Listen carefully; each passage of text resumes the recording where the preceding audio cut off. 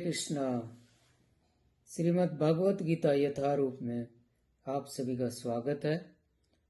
तो अब तक हमने पिछले श्लोक में 21 और 22 श्लोक में हमने पढ़ा कि भगवान को अर्जुन आदेश दे रहे हैं कि हे अच्युत, मेरे रथ को दोनों सेनाओं के मध्य में ले चलो, मैं वहां पे कुछ देखना चाहता हूँ। तो 23 श्लोक में अर्जुन बोलते हैं कि क्या मैं स्पेशली किसको देखना चाहता हूँ कि उस धृतराष्ट्र के दुर्बुद्धि पुत्र को, और उसको प्रसन्न करने के लिए कौन कौन से योद्धा वहां पर आए हैं, मैं उन सबको देखना चाहता हूँ।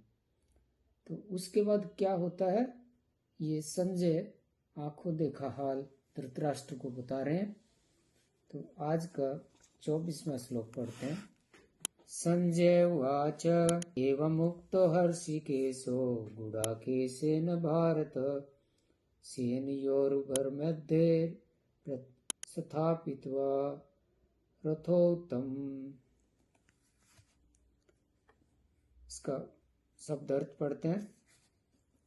संजय उवाच, संजय ने कहा, एवं इस प्रकार उक्त कहे गए हर्षिकेश भगवान श्री कृष्ण ने गुडाकेशेन अर्जुन द्वारा भरत के वंशज सेनाओं के उभयो दोनों मध्य मध्य में स्थापित्वा खड़ा करके रथ उत्तम उस उत्तम रथ को। अनुवाद इसी भक्ति वेदांत स्वामी प्रभुपाद के द्वारा। संजय ने कहा, हे भरतवंशी अर्जुन द्वारा इस प्रकार संबोधित किए जाने पर भगवान श्री कृष्ण ने दोनों दलों के बीच में उस उत्तम रथ को लाकर खड़ा कर दिया। तो इस श्लोक में दो वर्ड बहुत ही महत्वपूर्ण हैं, एक हर्षिकेश, दूसरा गुडाकेश। तो गुडाका का अर्थ होता है नींद, और गुडाकेश का मतलब नींद को जीतने वाला, नींद का ईश्वर। और हर्षिकेश जो हम सभी की इंद्रियों को कंट्रोल करने वाले हैं, उसको बोलते हैं हर्षिकेश।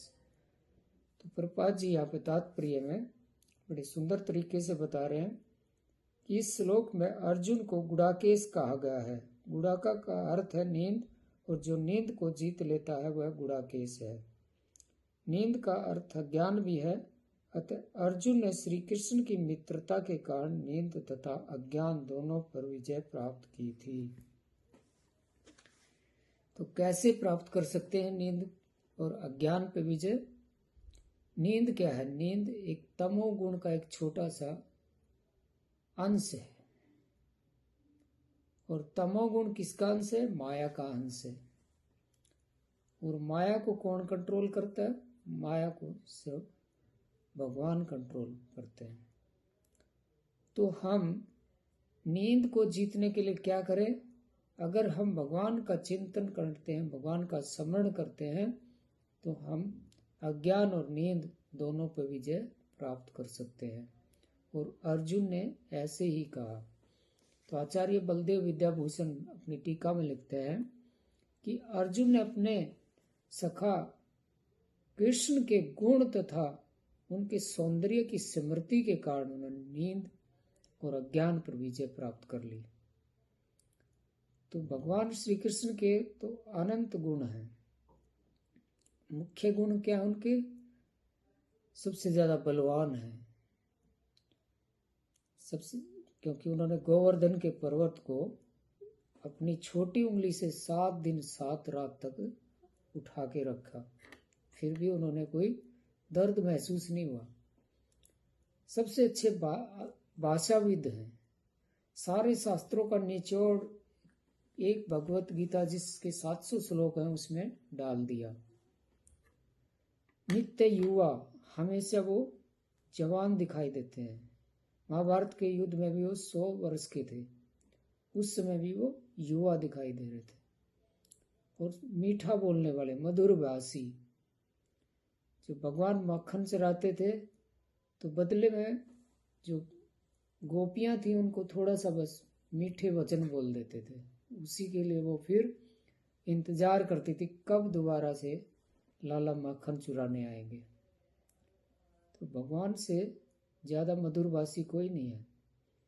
सबसे ज्यादा अक्षमावान, वो किसी को भी अक्षमा कर देते हैं। जैसे उन्होंने इंद्र ने कितनी तबाही की बारिश करके जब वृंदावन के ऊपर, तो उन्होंने पर्वत उठाना पड़ा, लेकिन उसको भी उन्होंने अक्षमा कर दिया। भक्त वत्सल है। तो जैसे भागवत में वर्णन आता है कि भगवान खुद कहते हैं अहम भक्त पराधीन है, मैं भक्त के अधीन हूं, मैं उनसे स्वतंत्र नहीं हूं। सबसे ज्यादा रूपवान भगवान जब वृंदावन से जब मथुरा नगरी में पहली बार गए तो सारे लोग घरों से बाहर आ गए और वहां की औरतें छतों पे